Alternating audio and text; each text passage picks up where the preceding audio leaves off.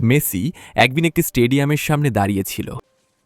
তারপর নেইমার এবং রোনাল্ডো একটি ল্যাম্বরগিনি গাড়িতে করে মেসির সামনে চলে আসে। তারপর নেইমার এবং রোনাল্ডো মেসির সামনে এসে মেসিকে বিভিন্নভাবে হাসি ঠাট্টা অপমান করতে থাকে। এরপর তারা দুজন মেসির কাছ থেকে মেসির ফুটবলটি জোর করে কেড়ে নেয়ার জন্য অনেক চেষ্টা করে। এরপর মেসি, নেইমার এবং রোনাল্ডোর অপমানে হতাশায় জর্জরিত হয়ে বৃষ্টির মাঝখানে একটি বেঞ্চে বসে থাকে। এরপর শুরু হয় মেসির কঠোর পরিশ্রম। মেসি ব্যায়াম শুরু করে এবং ফুটবল প্র্যাকটিস শুরু করে। এরপর মেসি একটি ফুটবল খেলায় গোল করে এবং মেসি সেই খেলায় জিতে যায়। নেইমার এবং রোনাল্ডো মেসির গোল করা দেখে অবাক হয়, যেন তারা নিজের চোখেই বিশ্বাস করতে পারছে না। তারপর মেসিকে পুরস্কার বিতরণী সভায় আমন্ত্রণ জানানো হয়।